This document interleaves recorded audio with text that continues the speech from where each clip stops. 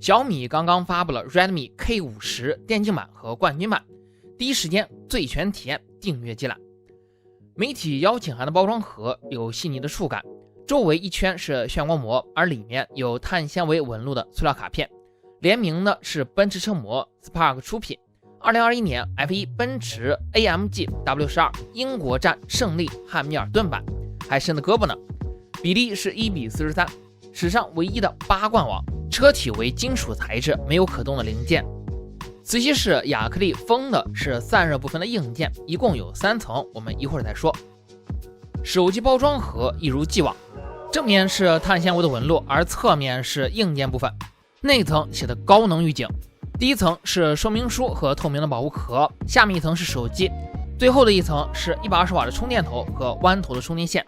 手机的正面是去中华孔的全面屏设计，直径约 4.06 毫米，索尼 IMX569 2000万像素几乎不影响触控，除非点在中间那一点点的玻璃上。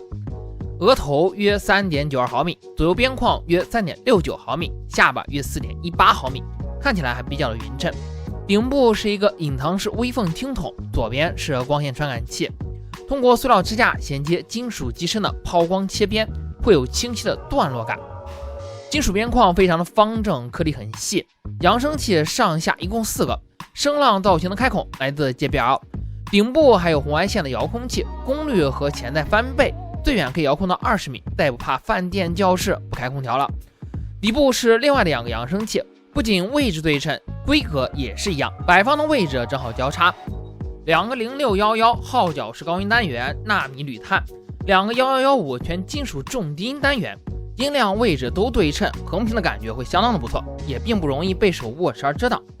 支持杜比全景音和均衡器的设置，除了上下2个麦克风，而左边也有一个。音量键也做成了 CNC 倒角抛光的 X 纹路，而右边的2个是磁动力的尖键。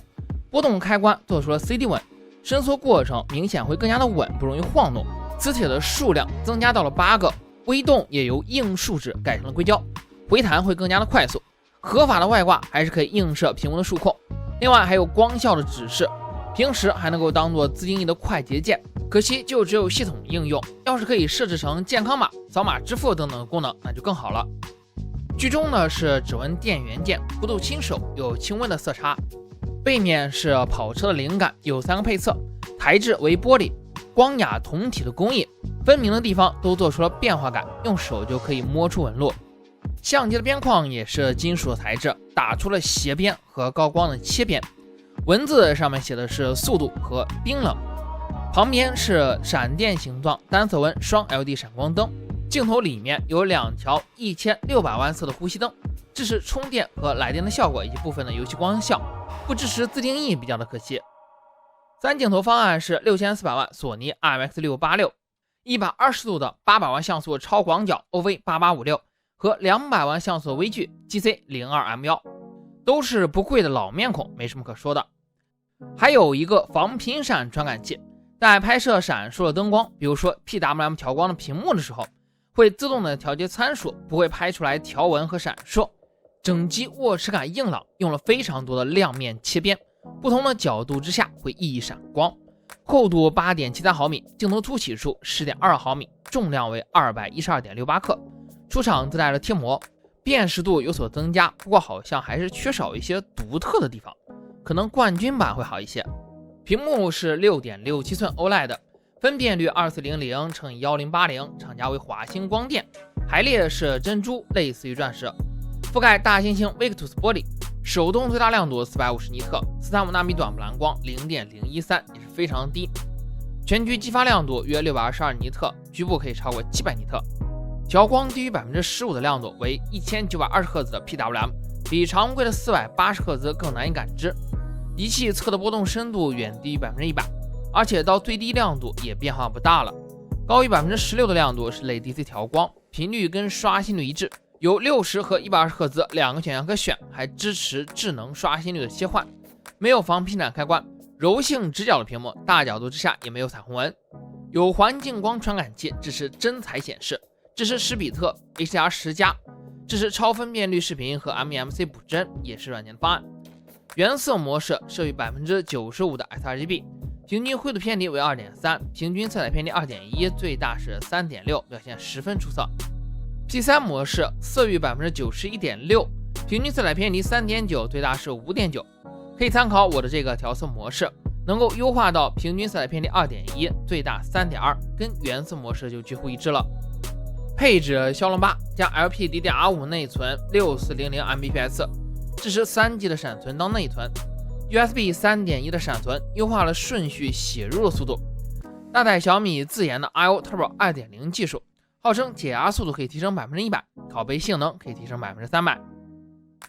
分区散热覆盖 SoC 和充电 IC， 双液冷均热板面积达到了4860平方毫米，上 VC 材质是不锈钢，面积4015，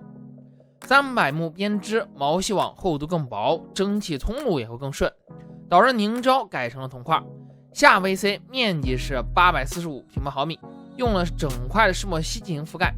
背面是 3D 的石墨，密度更大，导热更快。天线区的石墨烯调整了6方氮化硼的比例，绝缘且导热会更快。120瓦的充电，4700毫安时的电池，双电荷泵 MTW 双电芯，最快15分钟可以充到 100%， 亮屏充电最高也可以达到110瓦以上，但是只要我一烤机就会降低功率。关闭了烤机软件，电池温度不变的前提之下，功率还可以恢复，那么就说明不只受电池温度的影响了，还可能受其他的温度或者因素影响，比如说 SoC 的温度和负载。那么我们用常规的方法就测不准了，但是对于正常的用户来说，这样的反而有好处，会更加安全。只是我们采用压力测试就测不准了。震动感觉亮感和响应的速度都很不错，波形的变化也非常的细腻。顺态的震动量达到了 5.12 GPP， 超过了苹果13的 5.05 GPP。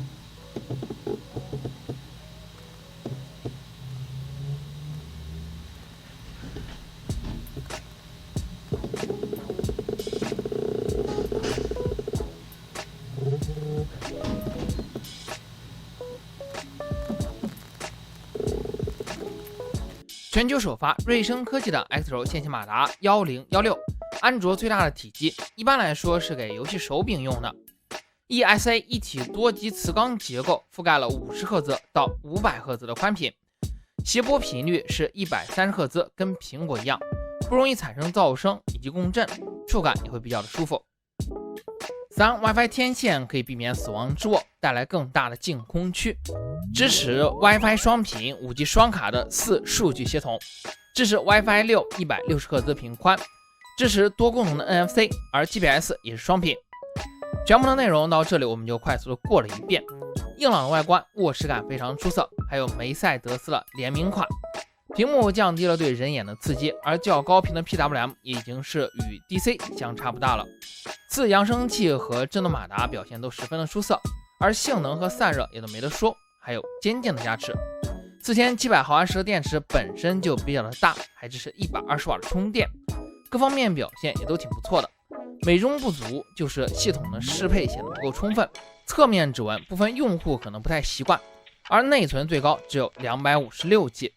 这样的 K50 符合大家的需求吗？有什么地方觉得还欠点，都欢迎留言讨论。我们下期节目再见。